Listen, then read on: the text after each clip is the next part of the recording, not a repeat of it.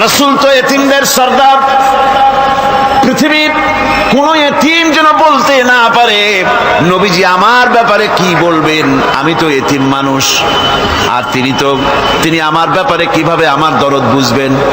নবীজিকে আল্লাহ পাক কেমন এতিম বানালেন, সমস্ত দুনিয়ার এতিমদের সর্দার বানালেন।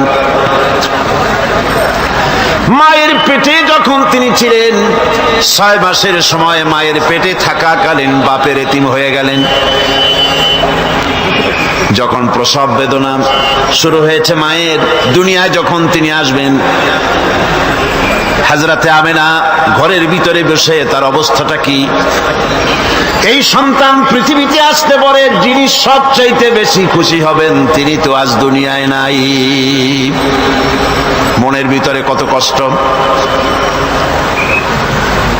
আল্লাহ রাব্বুল আলামিন তার হাবিবকে দুনিয়া আনলেন।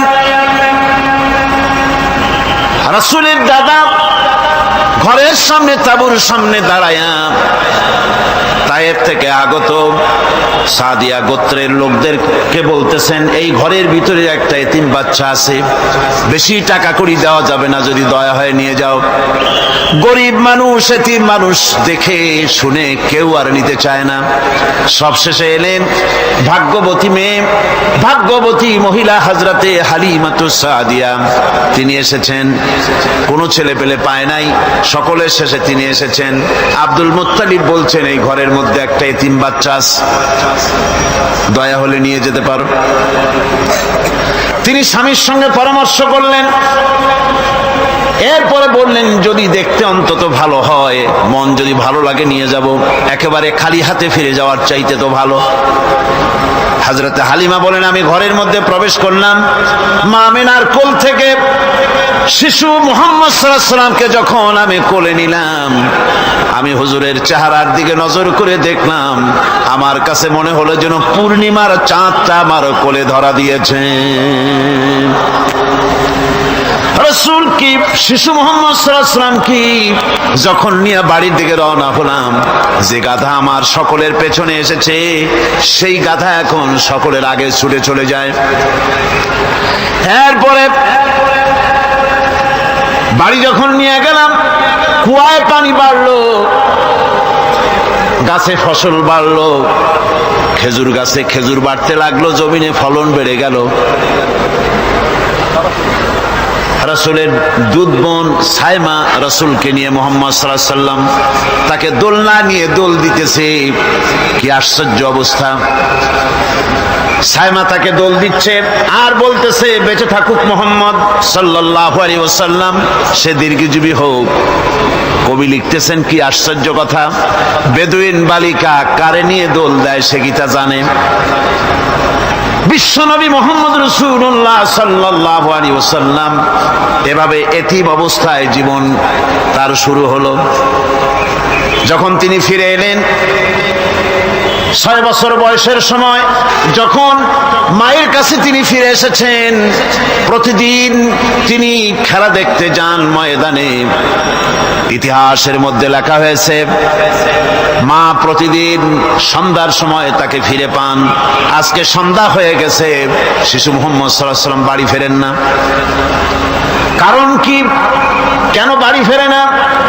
সন্ধ্যার দিকে তিনি চলে গিয়েছেন পাহাড়িয়া ময়দানে, যে দেখেন ধুধু করতেছে, চতুর্দিকে সন্ধ্যা হয়ে গেছে, অন্ধকার হয়ে গেছে, কোনো ছেলে পেলে নাই, কেউ নাই।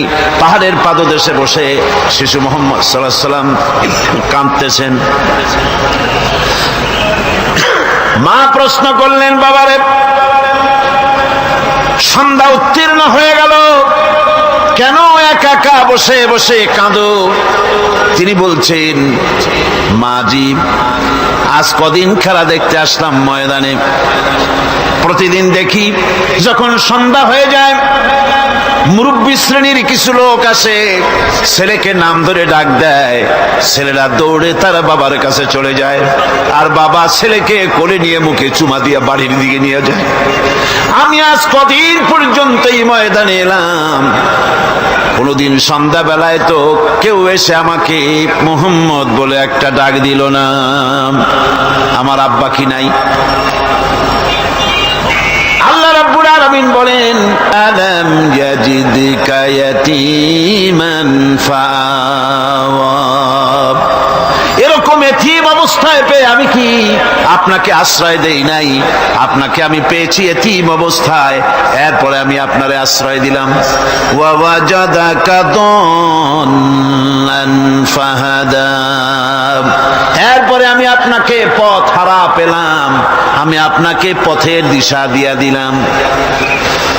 ওয়া ওয়াজাদাকা আইলান ফাআগনা, এরপরে আমি আপনাকে দরিদ্র অবস্থায় পেয়েছি, তারপরে আমি আপনার দারিদ্র মুক্ত করেছি আপনাকে। সুতরাং ফাআম্মাল ইয়াতীমা ফালা তাকহার ওয়া আম্মাস সাইলা ফালা তানহার ওয়া আম্মা বিনি'মাতি রাব্বিকা ফাহাদ্দিস।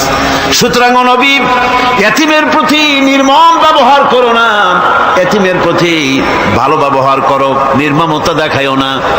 আর ভিক্ষুককে ধমক দিও না, রূঢ়তা দেখিও না, আর আল্লাহর নিয়ামতের প্রশংসা করো। বহুত মানুষ আছে এতিমরে গলায় ধাক্কা দেয়। মানুষ যখন ভিক্ষা নিতে আসে, গরিব মানুষ ভিক্ষা চাইতে আসছে, ওই মেয়ে আত্মা হইতে জানো, দোয়া কুনুত জানো, বাড়ি যেয়ে কাজ করবা, এই সব আজে বাজে কথা বলে ভিক্ষা দেয় না। সাইলকে ধমক দিতে রাসূল করিম সাল্লাল্লাহু আলাইহি ওয়াসাল্লাম নিষেধ করেছেন, সাইলকে ধমক দিও না। গাড়িতে বসে যাচ্ছেন সাহেব, ট্রাফিক মোড়ে যখন সিগন্যাল জ্বললো, গাড়িগুলি দাঁড়ায় গেল, ফকির এসেছে, হাত নাই পাও নাই, বুড়া মানুষ, একটা পয়সা বার করে না। আবার এই মানুষটি ওই ফকিরকে ধমক দিয়া বার করে দিল। এরপরে এই লোকটি যখন কোনো মাজারের কাছে পৌঁছে গেল, 500 টাকার কড় করে নোটটা ফেলে দিল। বলেন টাকা দরকার কার? মরা মানুষের না জিন্দা মানুষের? কার দরকার?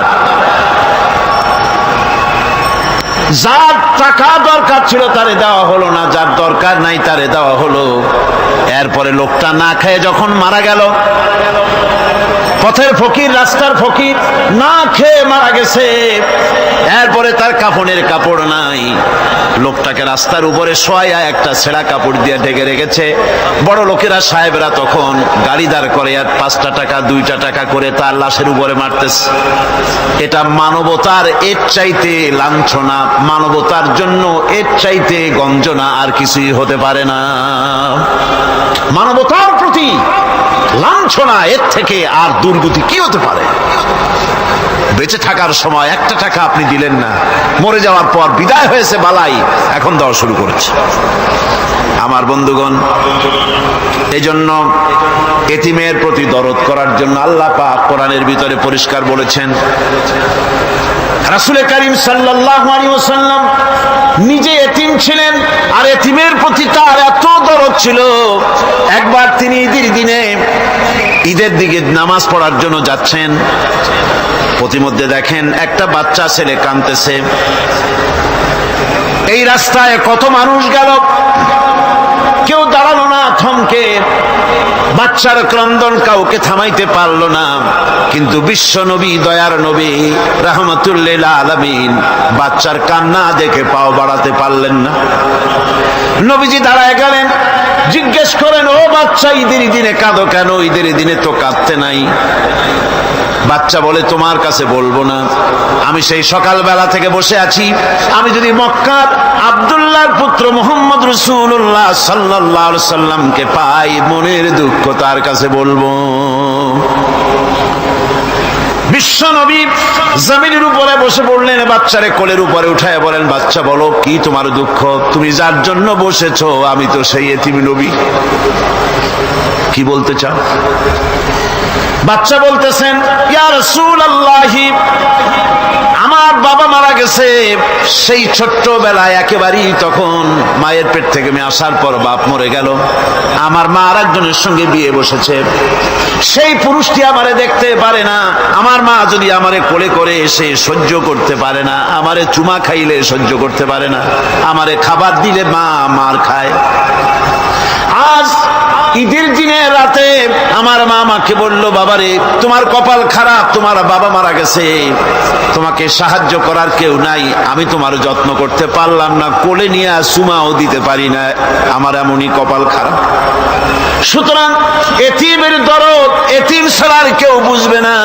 তুমি আজ চলে যাও, ওই রাস্তায়, ঈদের রাস্তায় দাঁড়ায় থাকো, মাঠের রাস্তার পাশে, বিশ্ব নবীর কাছে তোমার দুঃখ বলো, এতিমের দুঃখ তিনি বুঝবেন। আমি মায়ের কথা মতো এই জায়গায় এতক্ষণ বসে আছি, হুজুর আপনি দয়া করে, আমার কথা তো আপনার কাছে বললাম, আমার মনের এই দুঃখ। নবীজি বাচ্চার কথা শুনতেছিলেন, চোখ দিয়া পানি পড়তেছিল, বাচ্চাকে বুকের সঙ্গে জড়িয়ে ধরে নবীজি বলেন, ও এতিম, মুহাম্মদ সাল্লাল্লাহু আলাইহি ওয়াসাল্লাম যদি তোমার পিতা হন আর হযরতে আয়েশা যদি তোমার মা হয়ে যায়, বলো তোমার মনের দুঃখ মেটে নাকি? ছেলে ডুকরে কেঁদে উঠলো আর বলল, ইয়া রাসূলুল্লাহ, আপনি যদি আমার পিতা হন আর আয়েশা যদি আমার মা হয়ে যায়, এর থেকে বড় সৌভাগ্যের আমার তো আর কিছুই নাই। নবীজি এতিমকে বাড়ি নিয়ে গিয়ে হযরতে আয়েশার হাতে তুলে দিয়ে বললেন, আয়েশা রে, পবিত্র ঈদের দিনে আল্লাহ রাব্বুল আলামিন তোমার জন্য একটা উপহার পাঠিয়েছেন, এটা যত্ন করো। এতিমের প্রতি দরদ রাখার জন্য আল্লাহ রাব্বুল আলামিন বলেছেন, এতিম, মিসকিন, বিধবা, অসহায় লোক, তাদের প্রতি যাতে করে মুসলিম সমাজ লক্ষ্য রাখে, সেজন্য আল্লাহ পাক নির্দেশ করেছেন। বুখারী এবং মুসলিম শরীফের হাদিসে এসেছে, আস-সাই আলাল আরমালাত ওয়াল মিসকিন কাস-সাই ফি সাবিলিল্লাহ। বিধবাদের জন্য, মিসকিনের জন্য কেউ যদি কোনো উদ্যোগ গ্রহণ করে, কেউ কোনো সাহায্য দেয়, জিহাদের ময়দানে জিহাদ করে আল্লাহর রাস্তায় যে সওয়াব পাওয়া যায়, যে মর্যাদা পাওয়া যায় আল্লাহর কাছে, এতিম, মিসকিন, বিধবাকে সাহায্য করলে সেই সওয়াব আল্লাহ রাব্বুল আলামিন আমলনামায় দিয়ে দেন। আমাদের প্রিয় নবী এতিম মিসকিনদের খুবই ভালোবাসতেন তার নিজের চাকর হযরত যায়েদ ও আনাস রাদিয়াল্লাহু তাআলা আনহুকে। সে সম্পর্কে এখন আলোচনা করা হচ্ছে। তার চরিত্রই প্রমাণ করে, নবীদেরকে বাইয়ানাত দেওয়া হয়েছে, এমন চরিত্র, আচার আচরণ দেওয়া হয়েছে যাতে করে লোকেরা অভিভূত হয়ে যায়, আকৃষ্ট হয়ে যায়। হযরতে যায়েদ, তিনি তো কৃতদাস ছিলেন, হারায় গেলেন বাপ মা থেকে, আর এরপরে কুদরতকারে মুহাম্মদ সাল্লাল্লাহু আলাইহি ওয়াসাল্লামের ঘরে উঠায় দিল। তিনি তখন আল্লাহর নবী, তখনও নবুয়তের দায়িত্ব পান নাই। যায়েদের পিতার কাছে খবর হয়ে গেল, যায়েদ আছে রাসূলের বাড়িতে, মুহাম্মদ সাল্লাল্লাহু আলাইহি ওয়াসাল্লামের বাড়ি মক্কায়। তারা এসে হুজুরের সঙ্গে দেখা করে বললেন, মুহাম্মদ সাল্লাল্লাহু আলাইহি ওয়াসাল্লাম, জানতে পেরেছি আপনার কাছেই আমাদের ছেলে যায়েদ আছে, মেহেরবানি করে তাকে আমাদেরকে ফিরায় দেন। হুজুর বলেন, যায়েদ যদি তোমাদেরকে চিনতে পারে আর যদি যেতে চায়, আমার পক্ষ থেকে কোনো আপত্তি নাই, অবশ্যই যাবে। তবে যায়েদ যদি যেতে না চায়, আমি এমন লোক নই যে কেউ আমার কাছে থাকতে চাইলে আমি জোর করে তাকে ঠেলেও দিতে পারি না, আমি তেমন লোক নই। পিতা বললেন, আপনি অবশ্যই যুক্তিপূর্ণ কথা বলেছেন। হযরতে যায়েদ কানা হলো। হুজুর বললেন, তুমি কি চেনো এদের? কি? যায়েদ বললেন, চিনি, ইনি আমার বাবা, উনি আমার চাচা। যায়েদের পিতা বলেন, বাবারে বাড়ি চলো, তোমার মা কেঁদে কেঁদে হয়রান, চলো বাড়ি যাই, বাড়ির যা কিছু আছে সব তোমাকে ফিরিয়ে দেওয়া হবে। হযরতে যায়েদ বলতেছেন, পিতা, বাড়িতে যা আছে তাই শুদ্ধ, তামাম দুনিয়াটা যদি আমারে দেওয়া হয়, এই লোকটির কাছে থেকে যে ব্যবহার পেয়েছি, আমি এই লোকের কদম ছেড়ে যেতে পারি না। তার চরিত্রই প্রমাণ করে তিনি নবী, কি ব্যবহারটা পেয়েছেন। হযরত আনাস রাদিয়াল্লাহু তাআলা আনহু ছোট মানুষ, 8 বছর বয়সের সময় হুজুরের খাদেম হয়ে হুজুরের বাড়িতে আসছেন। আচ্ছা, 8 বছর বয়সের কিশোর ভুল তো করতেই পারে, গরম পানি চাইলে ঠান্ডা পানি এনে দেবে, স্যান্ডেল চাইলে জুতো আনবে, বিছানা বিছাইতে বললে উঠাই দেবে, এটা স্বাভাবিক। কিশোর মানুষ, ছোট মানুষ। এবার শুনুন, বাইয়ানাত কারে বলে? নবীদের বাইয়ানাত আল্লাহ যে দিয়েছেন সেটা কি জিনিস? সেটা হলো উন্নত মানের চরিত্র, তার ব্যবহার ওঠা বসা যা দেখলে মানুষ বুঝতে পারে তিনি আল্লাহর নবী। হযরতে আনাসের মুখে শুনুন, হযরতে আনাস রাদিয়াল্লাহু তাআলা আনহু বলেন, একাধিক ক্রমে টানা 10টি বছর রাসূলের খেদমতের ভিতরে নিয়োজিত ছিলাম। 10টি বছরের ভিতরে একটা দিনের জন্য নবীজি আমাকে ধমক দিয়ে কথা বলেন নাই। এটা ধমক দিলেন না আমারে, এটা করছো কেন, এটা করো নাই কেন? সুবহানাল্লাহি বিহামদিহি। গোটা পৃথিবী সমস্ত মুমিন মুসলমানদের, পুরুষ আর নারীদের জীবন, কলিজা, রক্ত রাসূলের কদম মোবারক উৎসর্গ হয়ে যায়। মহান রব্বুল আলামিনের কাছে তার হাবিব রাসূলুল্লাহ সাল্লাল্লাহু আলাইহি ওয়াসাল্লামের ছিল বিশেষ মর্যাদা। আসুন আমরা সে সম্পর্কে আলোচনা শুনি। আমার ভাইরা, রাসূল পাক সাল্লাল্লাহু আলাইহি ওয়াসাল্লাম আল্লাহর নবী এমন এক মহান সত্তা ছিলেন যে তিনি দোয়া আল্লাহর দরবারে হাত উঁচু করতে দেরি আছে, কিন্তু দোয়া কবুল হতে দেরি নাই। হিজরত করে মদিনায় এসেছেন, নামাজ পড়তে দিল চায়, কাবা শরীফের দিকে ফিরে যদি নামাজ পড়তে পারতাম দিলটা বড় ভালো লাগতো, কিন্তু হাত উঁচু করে মোনাজাত করতেছেন না, আল্লাহর কাছে বলতেওছেন না যে আল্লাহ তুমি আমার কিবলাটা বাইতুল মুকাদ্দাস থেকে ফিরাইয়া মক্কা শরীফে বাইতুল্লাহর দিকে ফিরাইয়া দাও। মুখেও বলতেছেন না, মনেও না, শুধু আকাশের দিকে বারবার তাকাচ্ছেন, মোনাজাত করেন নাই। মনে মনে আশা পোষণ করতেছেন যদি এমন একটা ওহী নাজিল হয়ে যেত। আল্লাহ রাব্বুল আলামিন সঙ্গে সঙ্গে রাসূল জোহরের নামাজ পড়তেছিলেন, 2 রাকাত পড়া হয়ে গেছে, এমন সময় ওহী নাজিল হয়ে গেল, ক্বাদ নারা তাকাল্লুবা ওয়াজহিকা ফিস সামা। ও নবী, আমি দেখতে পেয়েছি বারবার আপনি আকাশের দিকে তাকাচ্ছেন। সুবহানাল্লাহ, আমি দেখতে পেয়েছি।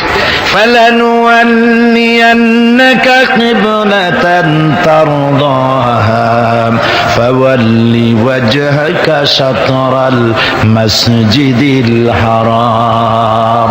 আর দেরি নাই, আপনার মনের আশা পুরা হয়ে গেছে, এক্ষুনি আপনার কিবলা পরিবর্তন করুন। হুজুর 2 রাকাত পড়েছিলেন বাইতুল মাকদাসের দিকে ফিরে, বাকি 2 রাকাত তিনি মক্কা শরীফের কাবা শরীফের দিকে ফিরলেন।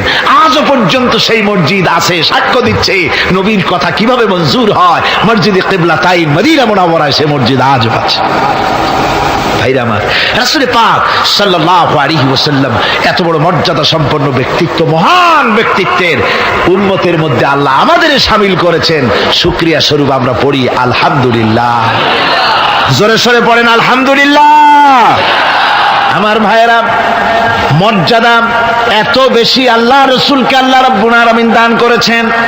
এই পৃথিবীতে কোন মানুষের সঙ্গে যদি আপনি বেয়াদবি করেন, তিনি আপনার বাপ হোক, তিনি আপনার মা হন, অথবা আপনার উস্তাদ হন, অথবা আপনার পীর হন, যে কেউ হোক না কেন, কারোর সঙ্গে যদি কোনো বেয়াদবি হয়ে যায় তো শুধু একটা বেয়াদবি ছাড়া আর কিছুই না। কিন্তু নবীজির সঙ্গে যদি কেউ বেয়াদবি করে সেটা শুধু বেয়াদবি থাকে না, কুফরি হয়ে যায়। কি হয়ে যায়? কুফরি হয়ে যায়। রাসূলুল্লাহকে কেউ তাওহীন করলে, অসম্মান করলে, সমালোচনা করলে কাফের হয়ে যায়। যারা বলেন কি হয়ে যায়? কত বড় মর্যাদা! রাসূল পাক সাল্লাল্লাহু আলাইহি ওয়াসাল্লাম, তার সামনে সাহাবায়ে কেরাম বসা, হুজুর কথা বলছেন, সাহাবায়ে কেরাম তারাও কথা বলছেন। কথা বলতে বলতে এক পর্যায়ে সাহাবীদের গলার আওয়াজ বড় হয়ে গেছে, হুজুরের গলার আওয়াজ শোনা যায় না, সাহাবীদের গলার আওয়াজটা বড় হয়ে গেল। আল্লাহ রাব্বুল আলামিন এতটুকুর বরদাস্ত করলেন, আমার নবীর গলার আওয়াজের চাইতে তোমাদের আওয়াজ বড় হলো কেন? সঙ্গে সঙ্গে ওহী নাজিল হয়ে গেল। আল্লাহ রাব্বুল আলামিন বলেন, ইয়া আইয়ুহাল্লাযীনা আমানু লা তারফাউ আসওয়াতাকুম ফাওকা সাওতিন নবী।